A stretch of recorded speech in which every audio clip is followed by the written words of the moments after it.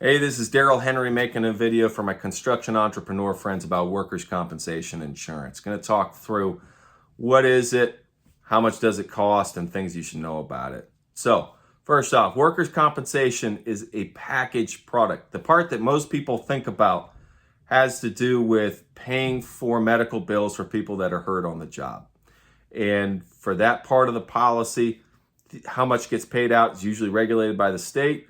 And for the most part, if somebody blows their shoulder out, the policy pays until their shoulder is healed. The other part of the package product is called employer's liability. And sometimes people will get confused about it because it's at the top of the page. It says bodily injury by disease per person per accident, 100,000, 100,000, 500,000. That part of the policy only responds if the business is found to have been negligent in keeping a safe workplace and refused to do anything about it. I haven't seen many claims. I've seen lots of workers' compensation claims. So that's where I'm going to spend the majority of this video.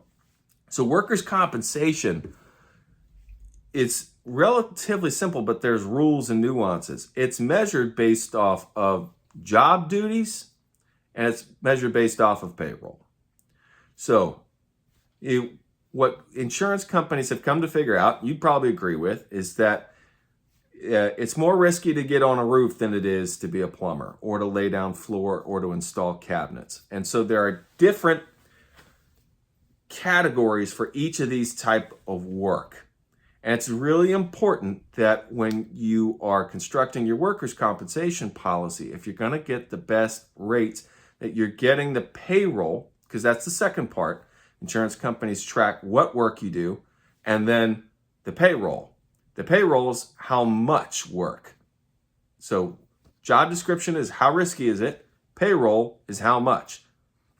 It's because a plumber with $100,000 of payroll is not as big as a plumber with $1 million of payroll. And this is all different from a roofer with $100,000 of payroll. So job duties and payroll.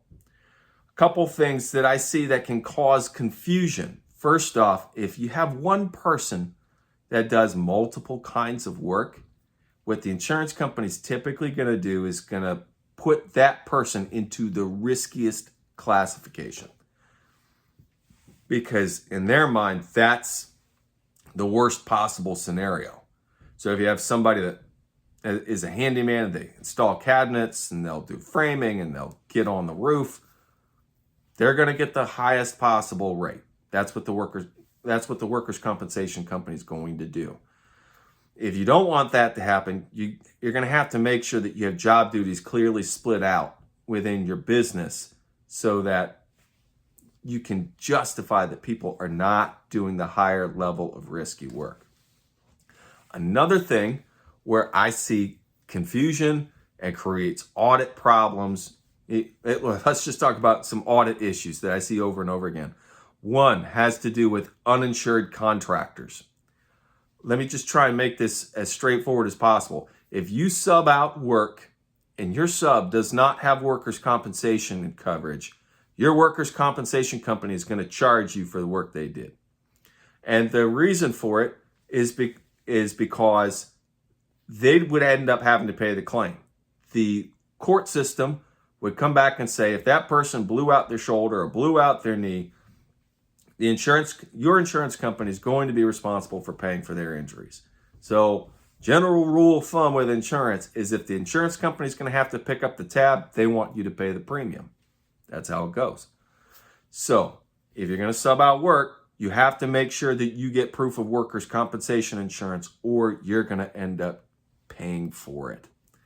So that's one of the biggest mistakes I see. The other thing that I see happen a lot is it can be really hard to project how much work you have over the course of a year, but just be cognizant that if you tell the insurance company at the beginning of the year, I think I'm going to have about $100,000 of payroll, and you end up with $300,000 of payroll, it's going to cost more.